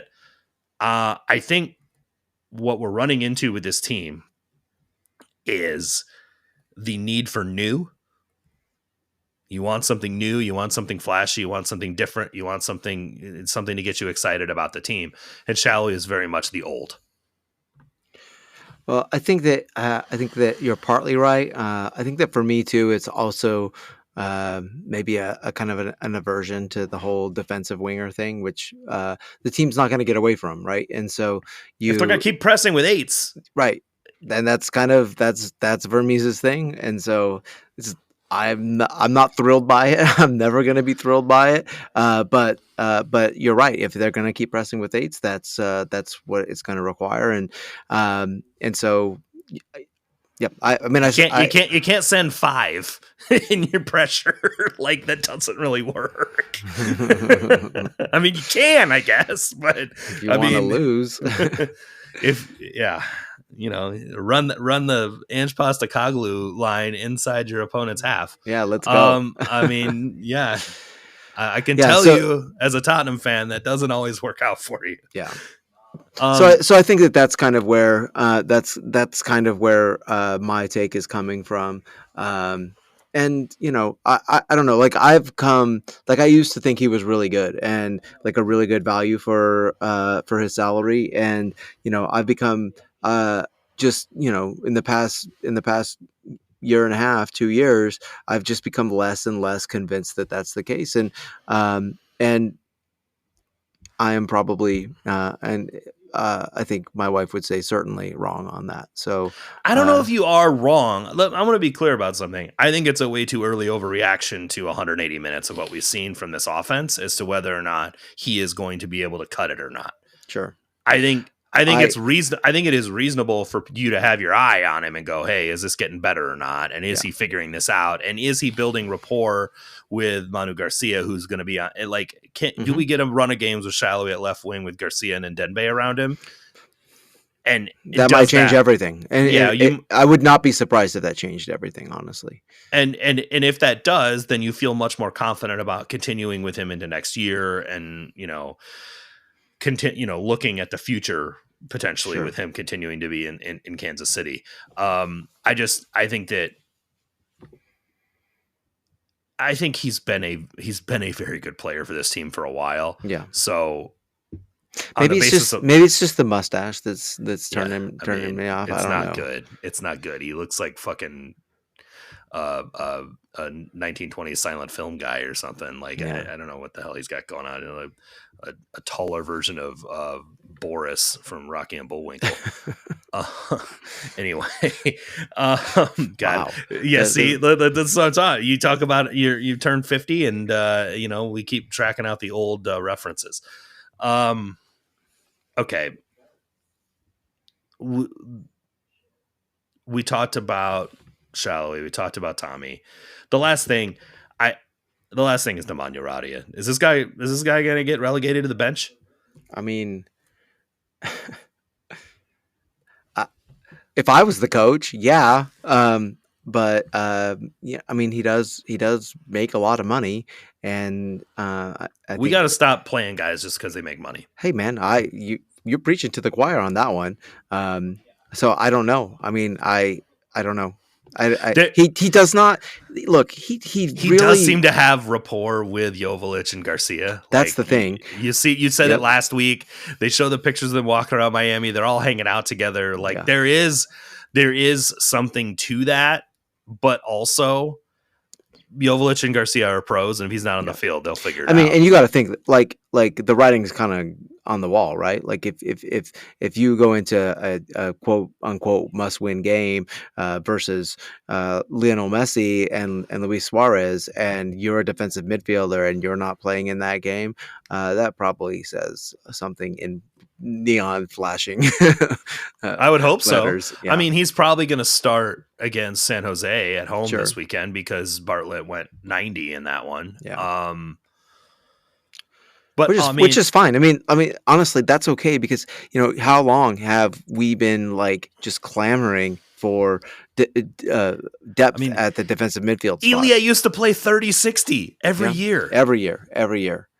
And I mean, he still does it for the teams he's playing for now. I mean, Yeah, he's just he's an Iron Man. Like he's a guy that does that. But yeah, I mean, having I think the ability to go I ahead. mean, he's the opposite of Shalvey. Like he looks kind of like a badass right now. Ilya does with No, the he does. He looked yes, all he does. greasy That's with the okay. beard. He looked That he looked like a weird Steven Seagal or something like that. Like it was the strange. dirtbag look actually suits him. It I'm doesn't. a He's the fan. nicest guy. Like you talk, he does. He's not a dirtbag.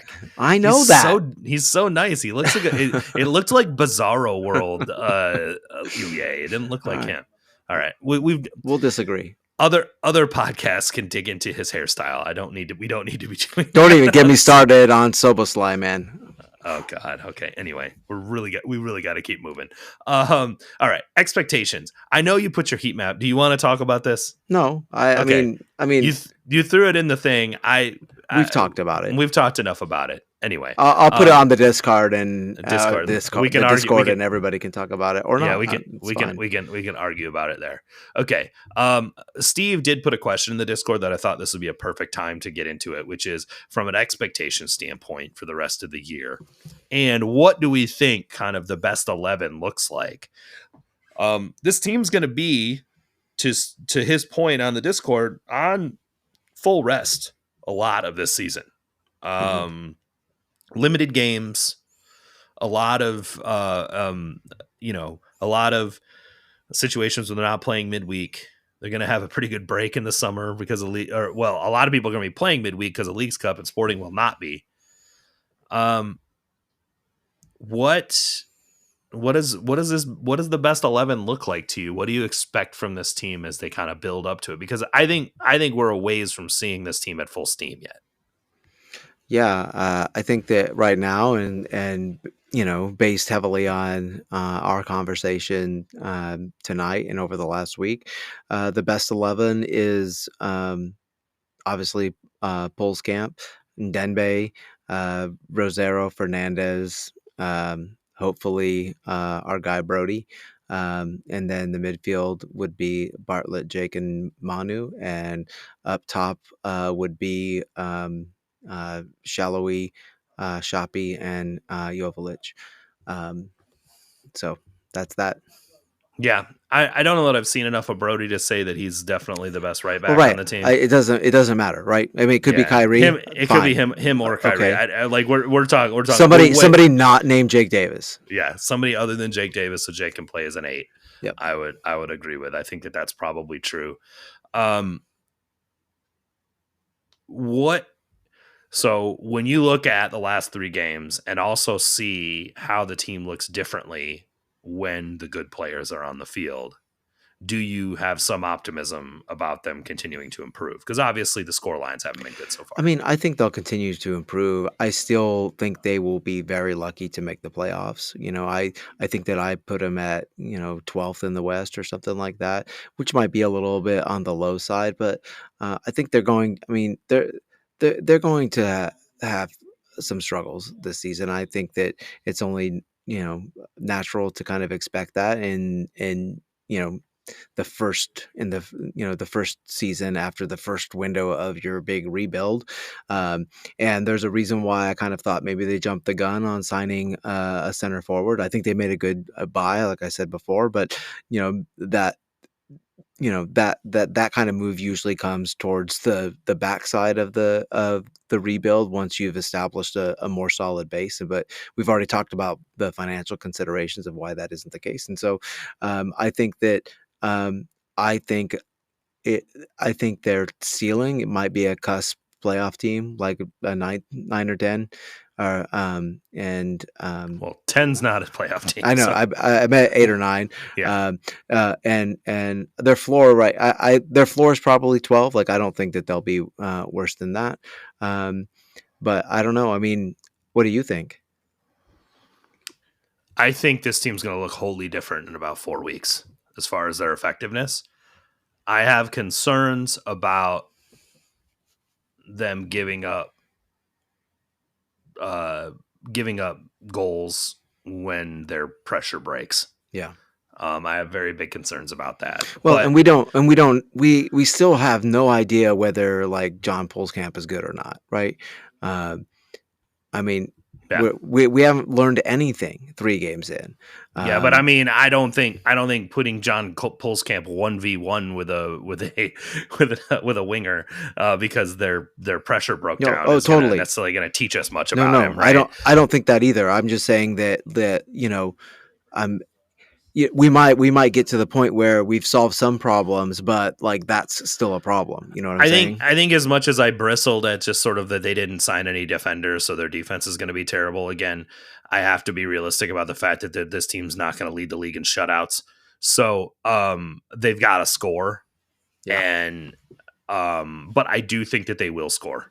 I think that they will, and I don't think the defense will be as bad as last year.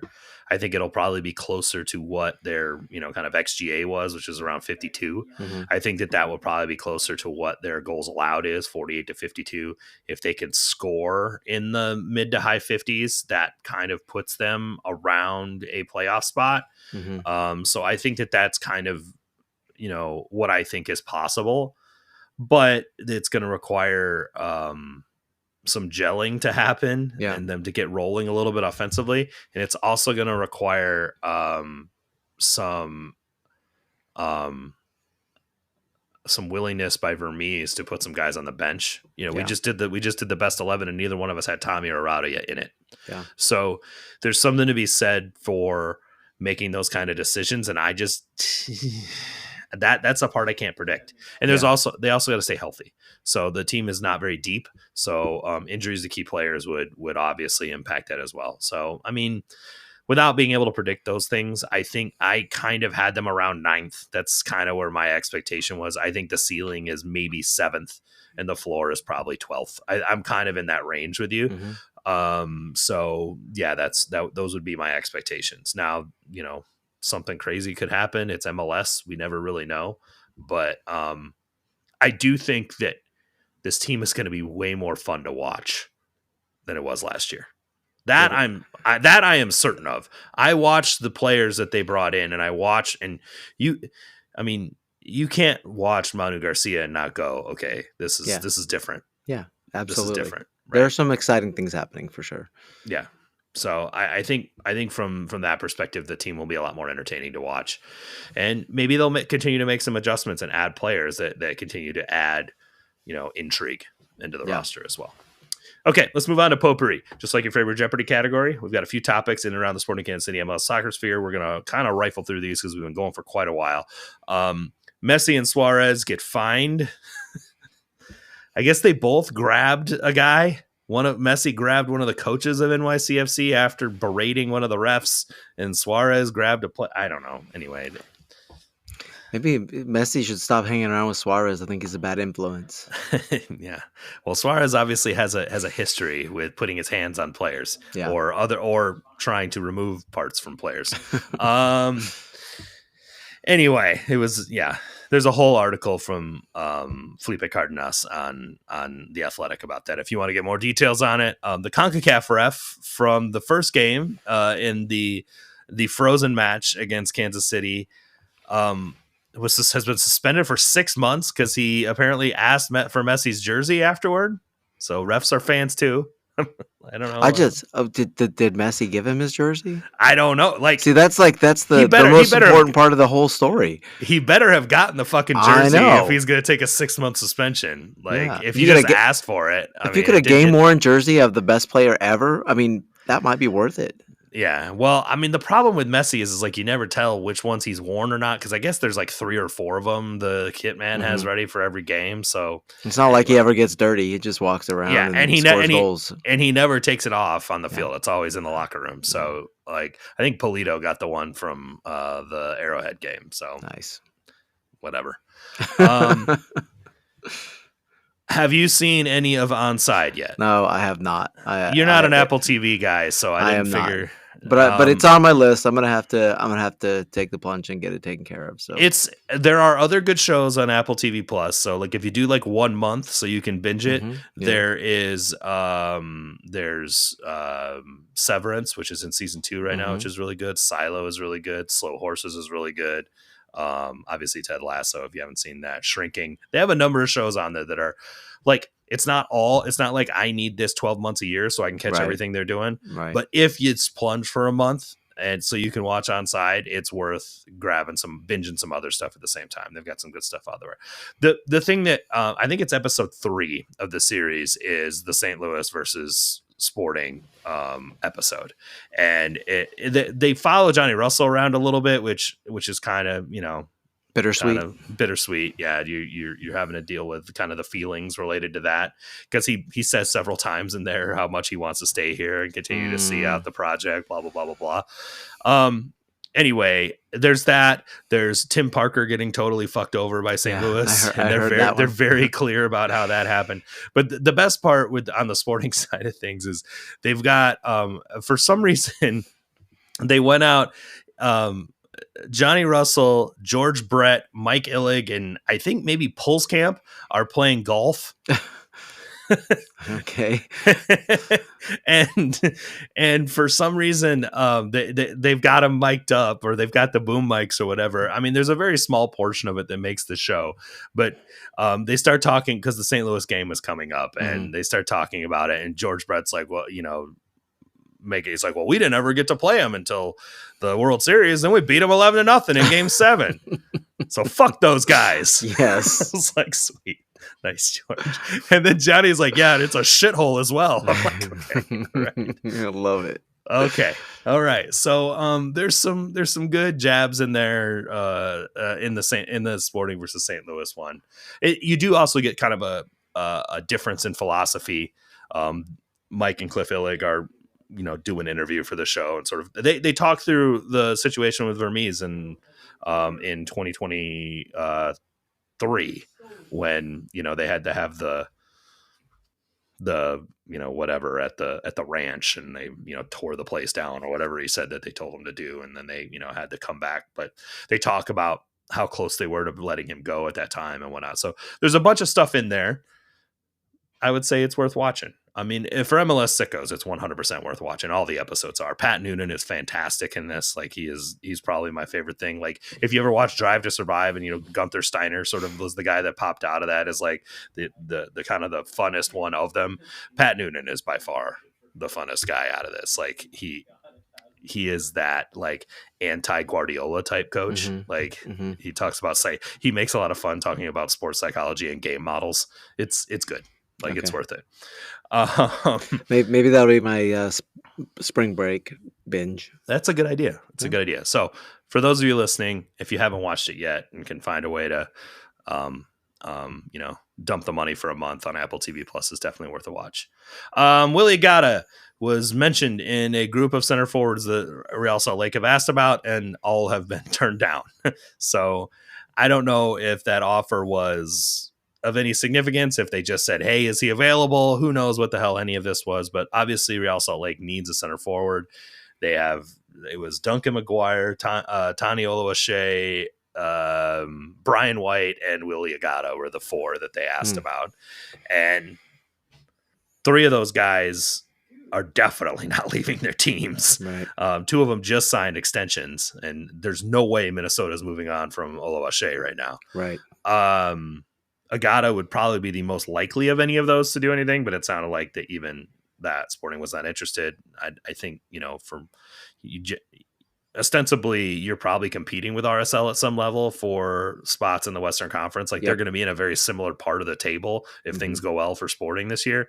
So maybe you're not trying to help them out, which I can understand. So, or maybe the offer was booty, or maybe maybe Agata does not want to go, just like Manuel. Yeah. I mean, maybe so. Sporting has a history of like doing right by players, and if he wouldn't want to go there, they probably wouldn't send him. Is Willie Jewish? I know he played in Israel and he came from Nigeria.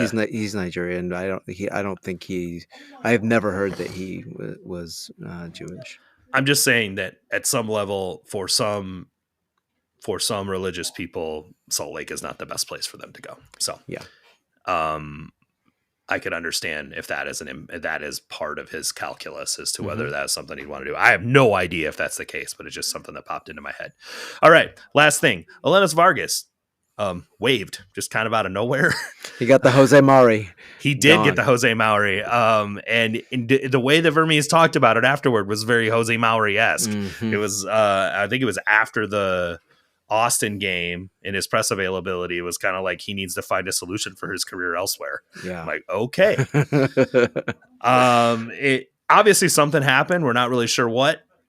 He was on the roster that they released at 10 a.m. that morning, and by like 1:30 or so, he's posting sad Instagram stories of him walking out of the building. So something happened. I don't know if he wasn't on the travel list. I don't know what was going on, but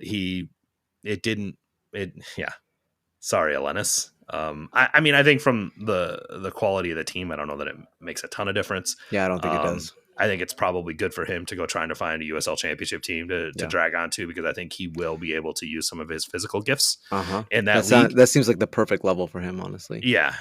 His technical gifts or skills are not that significant. So we'll just have to wait and see. All right. One thing to look for. Let's wrap this up real quick. San Jose preview. They stomped the shit out of RSL last weekend. We're not very sure if RSL are any good. So is San Jose good? I don't know. But it's Bruce Arena, so we know that they're going to be a functioning team, a well-functioning team, right? Yeah. So, I mean, I think that they are probably good. They're probably not as good as what they showed last weekend, and I don't think RSL are going to be as bad as what they showed last weekend. But I mean, 3 of the 4 goals they scored were not like repeatable actions that they're going to do regularly, right? So and RSL is playing without like a center forward and you know some other issues also, but they were really bad defensively. I was surprised how bad RSL was defensively. Justin Glad had a fucking howler in that game. It was pretty bad. I think that will be fixed. I think that they've shown that they're generally speaking a sound defensive team, and so I'm not. I wouldn't be that concerned about them if I was an RSL fan, unless they don't make any new signings, and then I would be probably a little concerned. But they need a center forward because you know they have Diego Luna, but it's no good having somebody like that if he has no one to give the ball to score. So So Yeah. for San Jose, so what do we think about, I kind of this matchup?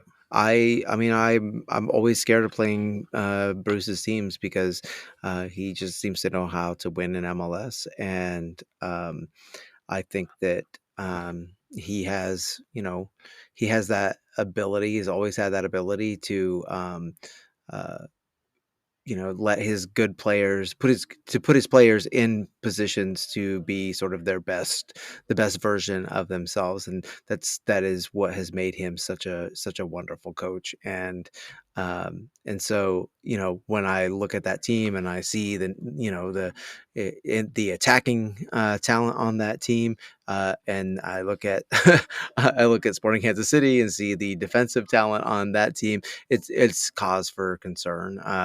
It'll be nice to be at home, but we're at home versus yeah, Joseph Martinez and Chicho Arango and Christian Espinosa, and so I'm a little concerned, but if we can get, if we can build on what we saw the first 20 minutes last night versus Inter Miami, then I think that that's that means more to me than even getting a win, right?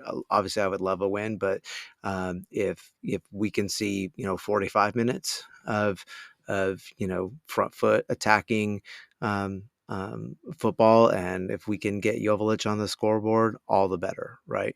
So that's what I have my fingers crossed for.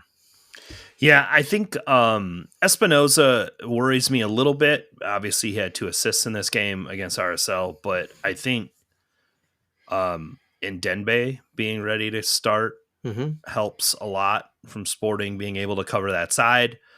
Um, I I am a little concerned given how easily Sporting was overloaded on the right side of their defense a couple times now. Yeah.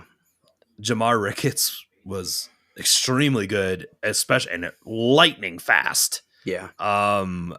Attacking RSL's right flank. So that does worry me a little bit.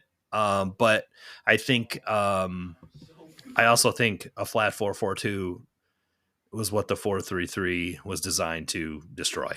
Yeah. So if they But execute what yes, no, what I was gonna say because you have more players in the midfield, but if one of those players is not any good, then you kind of nullify yeah, that. it's really going to be dependent on how training goes this week and who they can put out there Yeah.